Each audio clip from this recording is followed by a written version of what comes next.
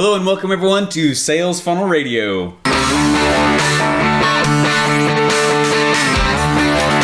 Welcome to Sales Funnel Radio, where you'll learn marketing strategies to grow your online business using today's best internet sales funnels. And now, here's your host, Steve Larson.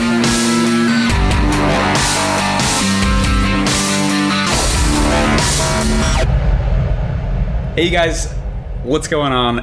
I'm super excited because today is number 1 of the HeySteve show. So Sales Funnel Radio kind of encompasses all the stuff that I do. But however, there's lots of different things. Like I'm gonna have some interviews in here soon for you guys. I'll have obviously I post kind of my own thoughts of what I'm doing for marketing that's working and my own sales funnels. And so what I wanted to share though is a show that I'm calling HeySteve. And here's how it works. You guys get on Sales Funnel Radio. Go to salesfunnelradio.com or you can go to salesfunnelbroker.com. And up at the top says podcast. You can look for HeySteve. And what's cool is that right on the website, there's a little widget that I found. I think it's called SpeakPipe. Really, really cool software. Simple, but amazing. And what's neat about it is that you can click right in the browser. It says start recording and you can ask a question to me. And that little widget or whatever will record whatever you ask and send an email copy over to me, which is awesome. So I get a copy of your question. And anyways, so just got the first question in. And this is from Todd, and Todd's from Littleton, Colorado. He said, "Hey Steve, so my background is in online marketing for e-commerce businesses, and each have 20 to 50,000 products. Holy crap. First place I worked was for a ski and snowboard place, and now I work for a place that sells restaurant equipment. So in this scenario," he said, "where do funnels come into play? Do you start with top selling products? Do you build a ladder from there? Do you build maybe from a group of brands? Where do you think the best place to start is? Or is it better to just find a business that just sells a handful of things where you can find your value ladder?" Hey, that is a great question. So e-commerce, right? E-commerce is the question on this one. And I've had people ask me this before. And e-commerce, so a sales funnel is on purpose. How should I say this? Sales funnels are not supposed to give the person who's going through a lot of options, right? That's like totally the opposite of what an e-commerce business does. E-commerce is 20 to 50,000 options. That's a lot of products, man. And so a sales funnel, though, what it's supposed to do is it's supposed to give them only like 1 or 2 options the whole way through, right? That's why we call them upsales, right? It's literally one-time offers. They literally can only get it right then, right there, and it creates urgency and creates scarcity, and the person wants to go through and purchase because it's the only time they're gonna see it, right? And you get those feelings like, oh man, that's what a sales funnel is. That's what it's meant to do. But how can you use it in an e-commerce setting? Now, you certainly can. And if you're using something like Shopify, I use ClickFunnels. You guys know that. I love ClickFunnels. If you guys want a ClickFunnels trial, you can go to the resource section of salesfunnelbroker.com, and there's a free trial in there you can use.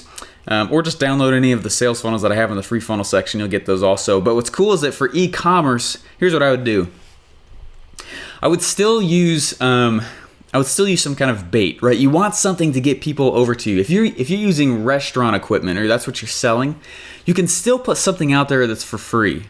Right, and that's the whole purpose of a funnel. Well, that's one of the biggest aspects of marketing when it comes to a funnel, right? You got to give something for free off the bat. That's how you get a relationship with people. That's how you create a feeling of like reciprocity, right? Someone wants to. If I give you something for free over and over and over again, that's gonna make you feel really indebted to me, right? Whether or not I want it to, right? And that's the whole reason we do it, is that if I give you something for free, if I give you something, like think about my free funnel section, for example. That free funnel section represents months and months and months of work. And I am just giving it to you for free, right? There's probably all the stuff that I've built in there and just decided to just give away probably represents like a year of my life, right? Now I've made some money from those things, I've made, and they're great, and a lot of them, I just decided to give them to you for free because I know it'd be a lot of value. Why? Why did I do that? Well, it's because I know it makes you feel, right? I wanted to solve a lot of problems for you. I love building funnels. A lot of people don't like building funnels, right?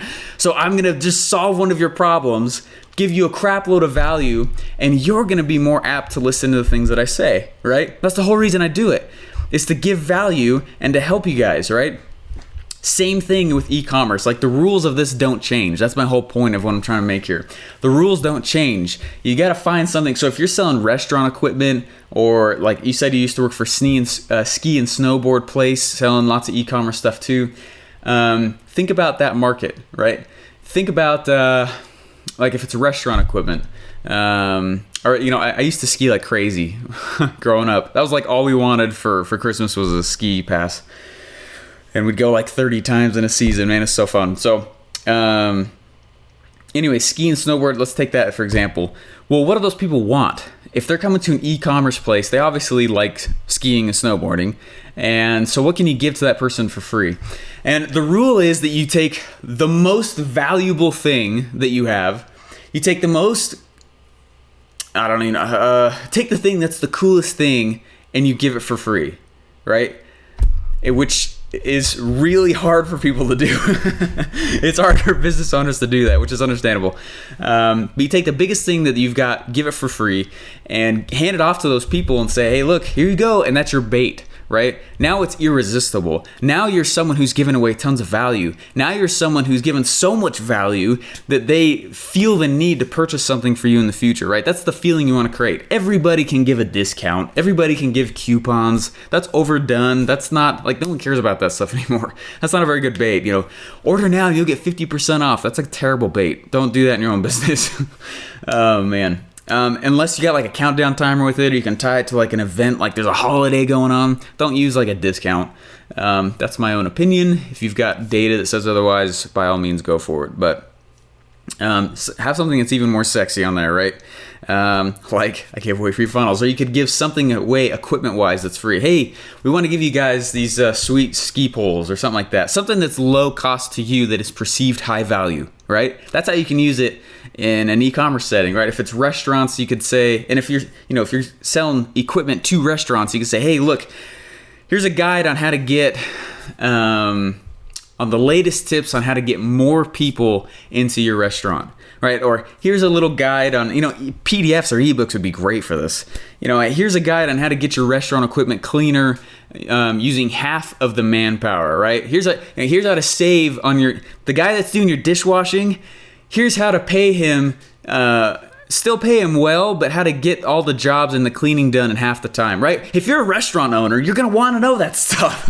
You'd be like, yeah, that goes straight to my bottom line. Why would I not want to figure that out, right? Solve the problem of the conversation that's going on in their head. So if it's a restaurant equipment, there's a few examples I just gave there. If it's a ski and snowboard place, hey, here's the best places for powder. Here's the best places that if you are really into like stunts, this is an awesome place to go, right? These are the resorts you need to go to. If you were into really, moguls and downhill skiing, things like that, here's the best places to go. Or, you're trying, if someone's going to go buy something from a ski and snowboard place, they're buying it because they want to be entertained, right? It's the hope for entertainment in the future. Getting on the mountain, feeling the snow, Help them have that feeling before they get on the mountain. That's what you're trying to do in any of your businesses, in any of your funnels or products. You're trying to help them have those feelings as if what they're buying is already happening. Does that make sense? You guys getting this? I hope that I'm explaining this correctly. For example, I keep going back to the free funnel section they have in Sales Funnel Broker, but that's the reason why I do it. Right? I'm giving you a free funnel. The reason why I do it is to help you have the feelings of having a funnel before you have a funnel. Right? You're going to go through, and it's a future pace. It's called future pacing in sales. I future pace your brain to have the feelings I want you to have, right? Before they're even happening. It's like when you're going on a vacation, right? I remember once, so my dad took us to Hawaii once growing up. It was really cool. But we didn't start talking about Hawaii the day we got on the plane, right? We planned months in advance. And the anticipation is often just as powerful as the actual experience.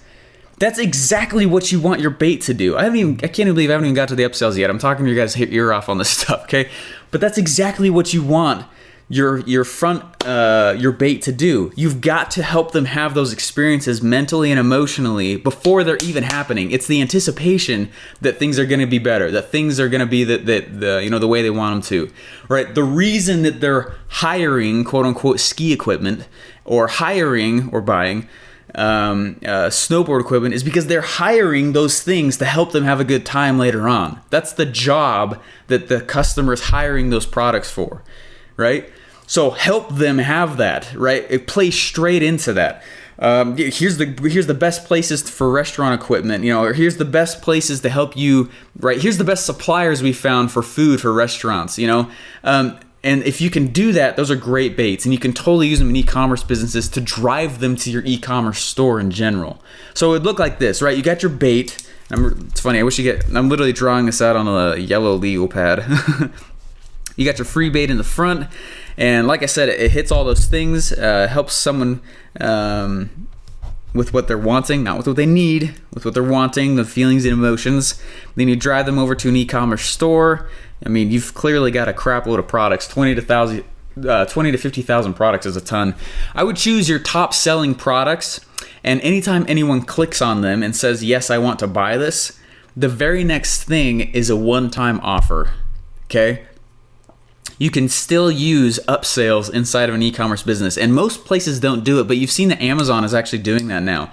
Remember when you go in, you click through Amazon, and if you don't know this, just go do it right now. You don't even need to purchase it, but go through and act like you're gonna buy something. Well, what does Amazon do? It says, hey, most customers also purchase this, right? That's totally an upsell, right? It doesn't necessarily need to be on a one-time upsell page, but that's totally what's going on there. Is they're upselling because you're purchasing this one product. Most people also who buy this also buy this, right? They also buy this. And they say, do you really just want one of those or do you want two, right? And those are the different ways you can do a funnel-like structure inside of e-commerce. The other thing you can do is that after someone purchases a product, drip them onto an email sequence that says, hey, in 5 or 6 days, we're going to ask them how much they liked it, and we're going to offer them something else to get them back into my e-commerce store, or push them over to another funnel, right, that was related to whatever they purchased. So if they purchased, let's say if they purchased skis, right, they go through, they got your bait was this something really, really cool. Let's say you partnered with someone and you're giving them tickets to a mountain or a certain resort, and that's your bait. And they go through and they buy skis, and that that's kind of it, right? You offer them something else, but they don't purchase it. Well, 5 or 6 days later, you say, hey, do you like the skis? Are they awesome? Right? Comes over an email or an Facebook ad that retargets them and says, why don't you get the wax that goes with it? Right? Think about complementary things, salt and pepper, right? Whatever things go together. Now you can't solve. Here's the rule with one-time offers. And Todd from Colorado, this is probably way more than you were asking. But I just want to show you. There's 2 more things I want to show you. Right? In upsales, you cannot solve the same problem that they were trying to solve in the upsale. For example, if someone's going through and saying, hey, I really need new skis, right? Your upsale later on cannot solve the same problem as, hey, I need new skis, right? It's got to be complementary. Anyways, I won't go any more into that, but if you want to pull this off, the way to do it, so I would still use ClickFunnels, and if you're using a place like Shopify, Shopify has a really cool, they've got some embeddable widgets, right, for their checkout. And so I would still use something like ClickFunnels. So anytime anyone clicks on something in e-commerce, you can still have a funnel structure inside of ClickFunnels, but embed it with one of their HTML elements from Shopify over into ClickFunnels. I hope that made sense. But if you have any questions about that, just ask like the ClickFunnels support team. They'll help you with that. But I just want you to know that it's totally possible. And when people do it, they often will make a lot more money. I know that if you guys know who Marcus Lemonis is, he does the show The Profit on CNBC, and I can't remember what other stations he's on. But anyways, he's got a really cool show where he goes and invests in people's businesses and helps them turn around the company, right, if he sees potential in them. So, but he's doing that kind of thing also. He's currently, as far as I know, he's building sales funnels out of e-commerce stores that he's purchased and helped turn around before. So anyways, guys, I hope that helped. Todd, please let me know if that helped. If you guys find that was helpful at all, please let me know. I'd really appreciate that, actually. Go to the Facebook page. You can comment down below. Please rate, review, and subscribe. And guys, I'll talk to you later. Thanks so much for tuning into the Hey Steve Show on Sales Funnel Radio. Thanks for listening to Sales Funnel Radio. Please remember to subscribe and leave feedback. Have a question you want answered on the show? Get your free t-shirt when your question gets answered on the live Hey Steve show. Visit salesfunnelbroker.com now to submit your question.